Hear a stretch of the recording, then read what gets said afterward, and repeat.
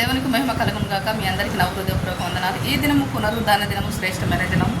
దేవుడు మనకిచ్చిన గొప్ప రక్షణను బట్టి మరి సంతోషంతో ఆనందంతో దేవుని ఆరాధించాలి. ఏపు దుఃఖంలతో నిట్టూర్పులతోనే వచ్చినా సరే అవన్నీ మర్చిపోవాలి. మనం సంతోషించడానికి మాత్రమే మనకు మనం ఎంకరేజ్ చేసుకోవాలి తప్ప ఏడుపు అనేది ప్రతి వారిలో ఉంటుందండి. ప్రతి వారికి కష్టాలే ఉన్నాయి, ప్రతి వారికి బాధలే ఉన్నాయి. కాకపోతే అవి వాళ్ళు పాతి పెట్టుకొని సిగ్గుమారిన వాళ్ళు కాబట్టి ఏదో అతిశయిస్తారు. ఆ గర్వాన్ని బట్టి మనం బాధపడాల్సిన అవసరం లేదు. వాళ్ళు మంచిగా ఫలిస్తున్నారు అదేదని చెప్పేసి భక్తిహీనుడు ఎట్లాగో గడ్డి వల్లనే చిగురిస్తాడు. బట్ మనకు శ్రేష్టమైన జీవితం మన పరలోక రాజ్యంలో ఉన్నది. పురుగులకు దగ్గరికి వెళ్ళి దేవుని గురించి చెప్పినంత మాత్రాన వాళ్ళు నమ్మరు, ఎగితాలు చేస్తున్నారు కాబట్టి ఆ మనుషులను లక్ష్య పెడదాం, వాళ్ళ మాట లక్ష్య పెట్టద్దు. వాళ్ళు కాలుకు కూర్చున్న ముళ్ళు లాంటి వాళ్ళు అనుకోవాలి. వాళ్ళ గురించి వాళ్ళని క్షమించి ప్రేమించి మనం ప్రార్థనే చేయాలి తప్ప మరి దేవుని దగ్గర దీన మనసు కలిగి మరి దేవుడు మనకిచ్చిన గొప్ప రక్షణను బట్టి దేవుని మందిరానికి వెళ్దాం. సేవకుల గురించి అందరం ప్రార్థన చేద్దాం. బహుబలంగా వాళ్ళు ఆరోగ్యంగా ఉండాలి, మరి బహుబలంగా వాడబడాలి పరిశుద్ధాత్మ ద్వారా. మరి పరిశుద్ధాత్మ దేవుడు బోధిస్తేనే విశ్వాసం బలపరచబడతారు కాబట్టి సేవకుల కుటుంబాలు మంచిగా దీవించబడాలి, ఆశీర్వదింపబడాలి, వాళ్ళ పిల్లలు కూడా బాగుండాలి. అందు గురించి ప్రార్థన చేయండి. అది మన ఇల్లు, మందిరము, మరి సియోను, మన గృహము, సార్వత్రిక సంఘంలో మనం ఉండాలంటే ఈ లోకంలో మనం ప్రాక్టీస్ చేయాలి. దేవుని ఎలా ఆరాధించాలి, ఆయన ఎంత గొప్ప ఔన్నత్యం కలిగిన దేవుడు, ఎంత ప్రభావం కలిగిన దేవుడు మనకు తెలుసు. తెలియని వాళ్ళకు మనకు సంబంధం లేదు, వాళ్ళు తెలుసుకుంటారు ఖచ్చితంగా. నువ్వు నేను ఎలా రక్షింపబడ్డావు తెలుసు కదా. సౌలు కంటే తోపు ఎవడున్నాడు ఈ లోకంలో? ఎవడో లేడు. అంత ఏదో పురుగులాగా విర్రవీగుతున్నారు తప్ప వాళ్ళని హీనంగా చూసినా అసలు వాళ్ళు లెక్కలకు తీసుకోదు ఫస్ట్ ఆఫ్ ఆల్.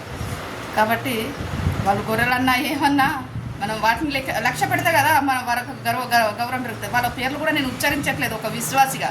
సేవకులు మీరు వాళ్ళ దగ్గరికి వెళ్ళకండి. అసలు వేస్ట్ గాళ్ళ దగ్గరికి మీరు ఎందుకు ఇంటర్వ్యూకి వెళ్తున్నారు?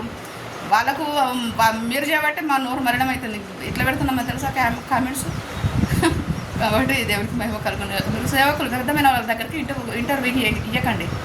వాళ్ళు విని అంగీకరించే వాళ్ళ దగ్గరికి చెప్పాలి కానీ పందల ముందు ఎందుకండి ముత్యాలు చల్లుతారు?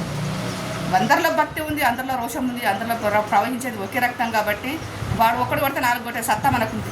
చచ్చిపోయిన వాళ్ళని లేపి సత్తా మన దేవుని దగ్గర ఉంది. వాడు చంపినోడు కూడా చచ్చిపోతాడు కదా ఏదో ఒక రోజు. ఏదో ఇంతకాలం 4 ముద్దలు ఎక్కువ తింటాడు, 4 బట్టలు ఎక్కువ కొడతాడు అంతే. సో మన దేవుణ్ణి వ్యర్థంగా ఉచ్చరించకండి. కాబట్టి దేవుడు ఎంత గొప్ప దేవుడు అంటే ఆ పరలోక రాజ్యంలో మనం ఉండాలంటే ఈ లోకంలో ఇప్పుడు మనం ఏం చేయాలి? విన్న మీరందరూ దేవుని కుమారుడైన యేసు ప్రభు మన కొరకు చనిపోయి తిరిగి లేచాడని మీ హృదయమందు అంగీకరించి పాపాలు ఒప్పుకొని వదిలేసి పాప క్షమాపణ నిమిత్తం మారు మనసు పొంది బాప్తిసం తీసుకోండి. దేవుడు గొప్ప రక్షణ ఇస్తాడు. ఆ రక్షణ ఎందుకు అంటే పరలోక రాజ్యానికి వెళ్ళడానికి తోడ్పడుతుంది. ఆ పరలోక రాజ్యం వెళ్ళడం కోసం మాత్రమే మీరు దేవుని నమ్ముకోండి. ఆ తర్వాత మీ ప్రతి సంవత్సరం కూడా ఆయన నిర్వర్తిస్తాడు, అన్ని విషయాల్లో సహాయం చేస్తాడు. ఎందుకంటే అది ఆయన బాధ్యత. మన సొత్తు కాదు. మనం ఏం చేసినా కానీ మనం ఒకటి అనుకుంటాం, అది చేయలేము. కానీ దేవుడు మన పట్ల ఏదన్నా అనుకుంటే అది మాత్రమే చేస్తాడు. అదే దేవుడిలో ఉన్న ప్రత్యేకత. మనం మనుషులమే, దేవుడే. కాబట్టి దేవుణ్ణి ఒకరు మనం నిరూపించడానికి ఎంత మన శక్తి కాదు, మన ముత్తాతల శక్తి కూడా సరిపోదు. ఏ మనుషుడి శక్తి సరిపోదు. దేవుడు అని చెప్పేసి మనమేమో నిరూపించడానికి. దేవుడే. నువ్వు నిరూపించకపోయినా వాడు ఒప్పుకోకపోయినా మన దేవుడు గొప్ప దేవుడు. కాబట్టి దేవునిగా ఒప్పుకున్న వాళ్ళే పరలోక రాజ్యానికి వారసులుగా ఉంటారు.